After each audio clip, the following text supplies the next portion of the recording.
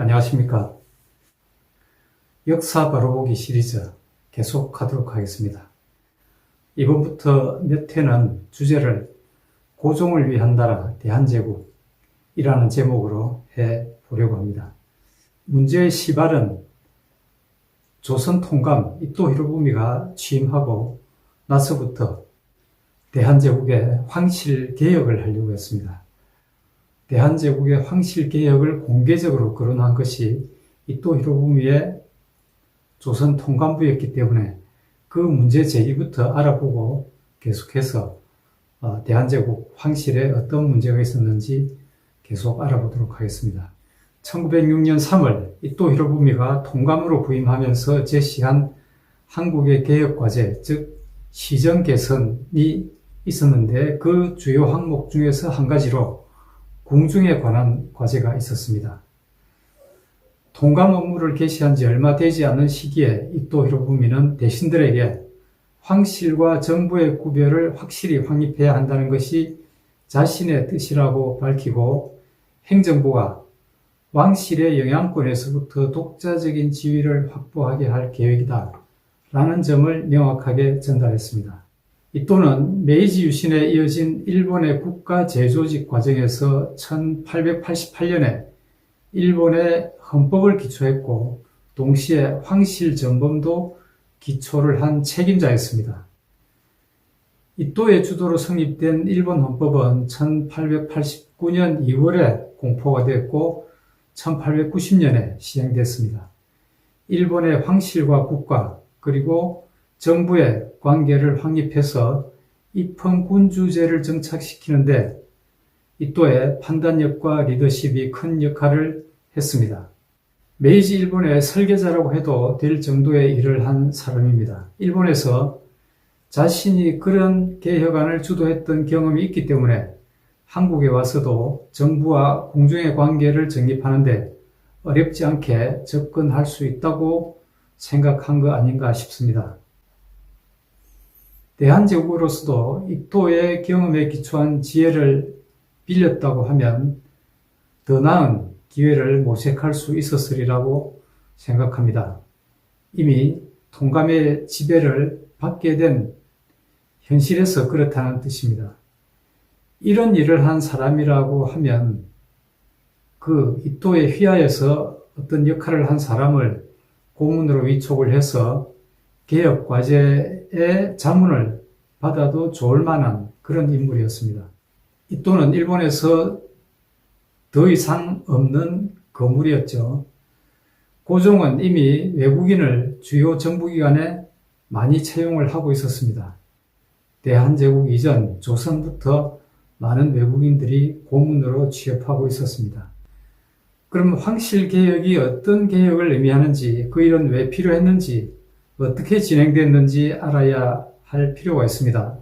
즉 황실에는 어떤 문제가 있었고 어떤 원인으로 그런 문제가 생겼는지, 또 어떤 방향으로 개선되어야 하는지, 왜 일본이 그 일을 해야 했는지 이런 점들을 이해해 볼 필요가 있습니다. 먼저 이토가 추진했던 황실개혁의 방향부터 알아보면 왕실과 정부의 구별을 확실히 하는 것, 그리고 황실 업무를 관장하는 국내부도 정부가 운영하는 법 제도의 틀 안에 두는 것이었습니다.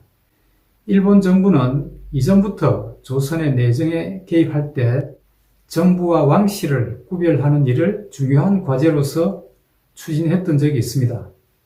바로 1894년에 가보개혁 때에 있었던 일입니다. 1895년 1월 8일 고종은 일본 당시 주한공사였던 이노우에 가오루의 압력에 의해서 원하지 않았는데 피할 수 없었던 문서를 종묘에 나아가서 자신의 조상들의 위패 앞에서 엄숙하게 선포하는 그런 퍼포먼스를 했습니다. 이노우에가 공사로 보임한 지 2달 반 정도 지난 시기였습니다. 그날 선포한 것이 자주독립서고문과 홍범 14조입니다. 이 두 문서는 청나라로부터 실질적인 독립을 하겠다는 선언, 그리고 국가 운영의 기본 틀을 바로잡겠다 하는 선언이었습니다. 1894년부터 3년간 조선에 와서 체류를 하고 조선과 그 이웃나라들이라고 하는 조선에 관한 탁월한 관찰 그리고 연구를 한 서적을 집필했던 영국의 이사벨라 버드 비숍 여사는 그 책에 자신이 그 행사를 목격했다고 기록했습니다. 그러면서 그 행사를 고종이 얼마나 피하려고 애를 썼는지 그리고 그 행사가 얼마나 우울한 분위기에서 진행됐는지 그런 것들을 잘 묘사했습니다. 어쨌든 홍범 14조의 14개 조항 중에서 다음과 같은 조항이 있습니다. 네 번째 조항에는 왕실에 관한 사무와 나라 정사에 관한 사무는 반드시 분리시키고 서로 뒤섞지 않는다. 여덟 번째 조에는 왕실의 비용을 솔선하여 줄이고 전략함으로써 각 아문과 지방관청의 모범이 되도록 한다. 이런 법을 고종은 선포하고 싶지 않았습니다. 그런 신정의 고종이었으니까 국정을 이렇게 변화시키겠다고 하는 점 또한 얼마나 바라지 않고 피하고 싶었는지 우리는 짐작할 수 있습니다. 그런데 그 1년 1개월 후에 고종이 아관 파천을 했고 정부의 중요한 개혁이 무산되게 만들었습니다. 그 후에 고종이 한 단계씩 국정을 자신의 뜻대로 만들어서 결국 막강한 전제 권력을 휘두를 수 있게까지 만들었던 것이 그 시기에 대한제국까지의 흐름이었습니다. 그리고 그 후에 12년이 시간이 지난 다음에 1906년이 됐는데 이또가 이제 와서 보니까 대한제국의 국정이 정부와 왕실의 구별이 여전히 되어 있지 않았다고 판단했다는 겁니다. 그러나 실제로는 구별이 되어 있지 않았다라고 하기보다는 왕실이 정부의 역할을 너무나 많이 잠식하고 있었던 것이 문제였습니다. 심지어 왕실의 권한은 12년 전보다 더 강화되어 있었습니다.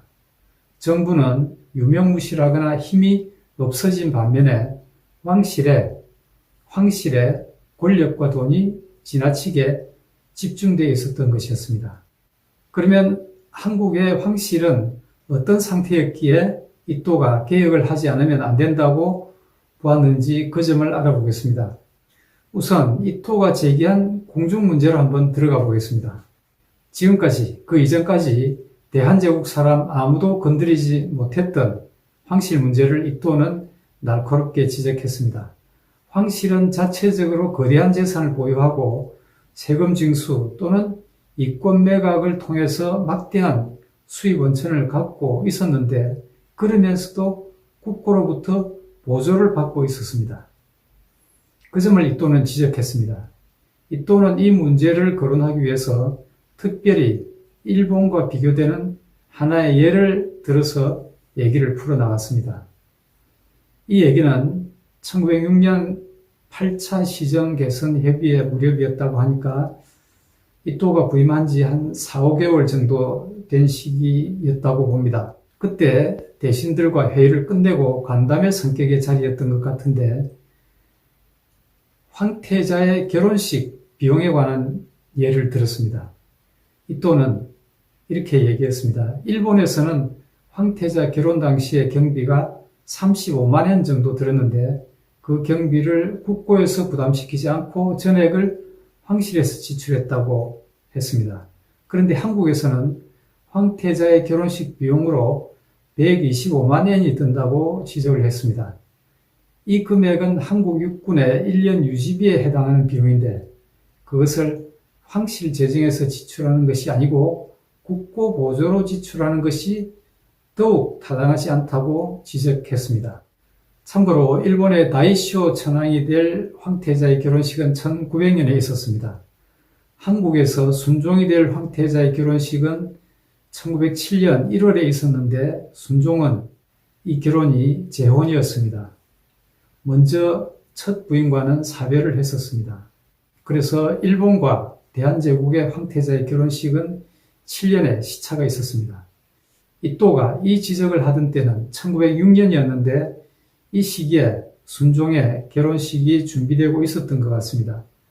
한국과 일본이라는 지역적인 차이라든지 7년이라는 시간의 차이, 이런 것들로 인해서 물가가 같을 수가 없기 때문에 평면적으로 직접 비교하기는 힘듭니다.